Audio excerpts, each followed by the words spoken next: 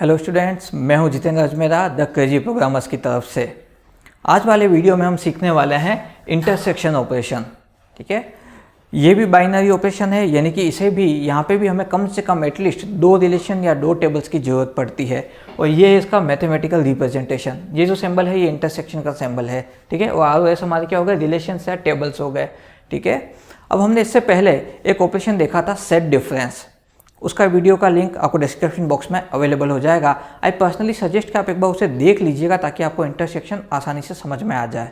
Okay, तो set difference में हमने ये देखा था कि सेट डिफरेंस के अंदर ये उसका ऑपरेटर है, माइनस का सिंबल है। इसमें क्या होता था कि आर में जो वैल्यू मौजूद है, ठीक है, और एस में नहीं है, खाली वही शो करता था। यानी कि ऐसी वैल्यू जो टेबल आर में तो मौजूद है बट टेबल एस में नहीं मौजूद हो, उसे ये शो करता था, माइनस कर देता था। यानी कि कुल मिला के आर की वैल्यू शो करो बट एस की वैल्यू शो मत करो।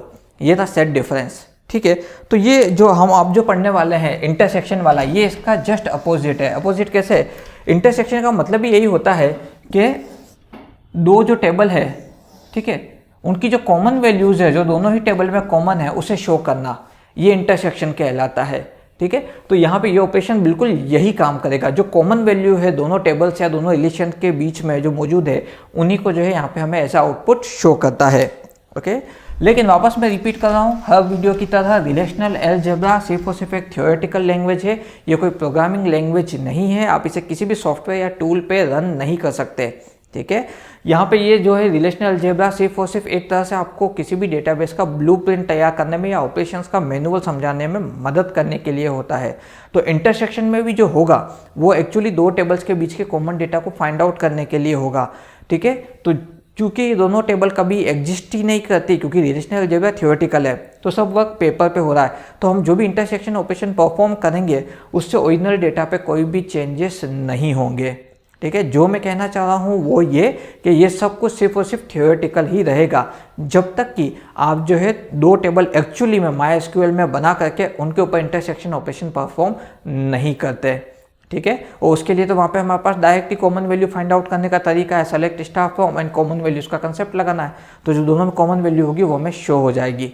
ओके, लेकिन यहाँ पे इंटरसेक्शन का अलग से हमें डिस्क्रिप्शन दे रखा है, तो अब हम समझ लेते हैं वो कैसे काम करते हैं। उसके लिए पहले दोनों टेबल समझ लेते हैं हम। ये स्टूडेंट टेबल है जिसके अंदर 3 कॉलम है, SID name and class, 01, 02, 03 SID है, नेम है राज, अजय एंड ज्योति, क्लास है 11th, 12th एंड 10th। अब बात करते हैं लाइब्रेरी टेबल की। ठीक है, इसके अंदर बुक ID, बुक नेम और SID। बुक ID है 82, 112 एंड 274। बुक नेम है हिंदी, मैथ्स एंड इंग्लिश, और SID है मेरा 312। ठीक है, अब मैं इन दोनों के ऊपर इंटरसेक्शन ऑपरेशन अप्लाई करूंगा। ओके, देख लेते हैं। स्टूडेंट इंटरसेक्शन लाइब्रेरी, तो सबसे पहला स्टेप ये देखिएगा कि क्या दोनों ही टेबल में कोई भी कॉमन एट्रीब्यूट है, तो वहाँ यहाँ पे ये दोनों में ही SID कॉमन एट्रीब्यूट है जो इधर भी मौजूद है और लाइब्रेरी टेबल में भी मौजूद है। फर्स्ट स्टेप तो ये हो गया।